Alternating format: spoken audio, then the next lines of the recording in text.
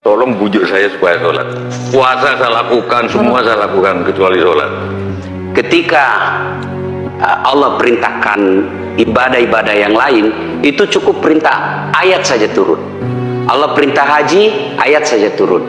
Allah perintah puasa, ayat saja turun. Allah perintah bayar zakat, ayat saja turun. Tapi ketika Allah perintah sholat, tidak boleh ayat turun. Nabi dijemput oleh dua malaikat, kemudian diajak naik ketemu dengan Allah untuk menerima perintah ini. Kenapa? Karena perintah ini sangat penting. Mas, saya boleh dagang, bayar zakat sambil nyanyi. Saya boleh haji sambil nyanyi. Tawaf, labbaik Allahumma labbaik, labbaik la syarika lak labbaik. Boleh. Ya, saya bayar zakat boleh sambil nyanyi. Begadang jangan begadang. Kenapa? Sholat tak boleh. Allahu Akbar.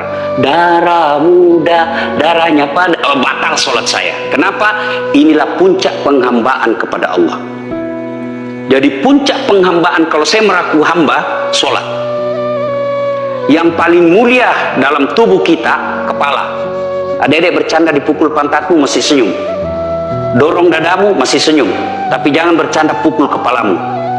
Tak kau pukul kepala saya pasti saya marah. Kenapa? Harga diri di sini. Tapi ketika kita sholat, anggota tubuh yang paling mulia, kepala, rendahkan seperti kakimu. Kita akan masuk ke next block. Ini penting. Kalau saya sudah mulai ini. Oke. Ya, karena kalau ketika saya mau sholat, saya melihat banyak koruptor sholat.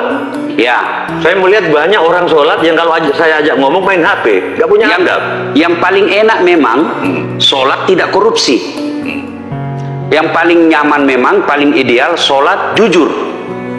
Tapi wala talbisul haqqa bil batil, kata Allah. Allah tidak mencampurkan antara hak dan batil.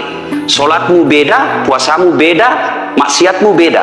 Itulah sehingga Allah hadirkan dua malaikat, rakit dan atid, mencatat yang baik di baik, yang salah salah. Tapi ini setan kan tidak membiarkan itu. Maka setan masuk. Nah, dia sholat tapi dia korup. Tapi Allah Maha Adil, maka ditimbanglah nanti mana yang lebih banyak, kebaikanmu atau keburukanmu. Kalau dia baik amalnya tapi tidak ada sholatnya, sia-sia. Kenapa? Passwordnya kebaikan itu, kuncinya itu adalah sholat. Ustadz, ketika naik haji, naik pesawat, pesawat itu mungkin dibikin orang yang nggak sholat. Iya, betul. Terus gimana tuh? Nah, Kursi itu mungkin dibikin orang yang nggak sholat. iya betul. Terus? Nah, bagi orang yang tidak sholat itu, Allah nanti perlihatkan amalnya.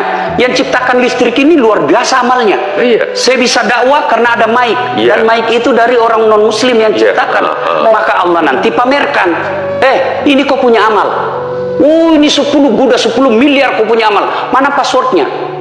Mana kuncinya? Kuncinya itulah sholat. As-sholatu imanuddin, as-sholatu miftahul jannah. Sholat itu kunci kebaikan, sholat itu tiangnya agama. Sebuah bangunan dia bisa berdiri tanpa dinding. Sebuah bangunan dia bisa kokoh tanpa atap. Tapi ketika bangunan tidak punya tiang, pasti tidak kokoh. Tiang itulah dalam agama sholat. Dia tidak khusyuk, tidak ada urusan. Allah tidak hitung kamu khusyuk atau tidak. Kamu datang deh sujud sama saya. Orang haji kan melempar 3 jumroh. Satu tiang, 7 batu. Kenapa tidak dikumpul saja itu? Satu kali lempar, tak, tak, tak. Kenapa? Kenapa mesti 3 hari dan kenapa mesti 3 titik?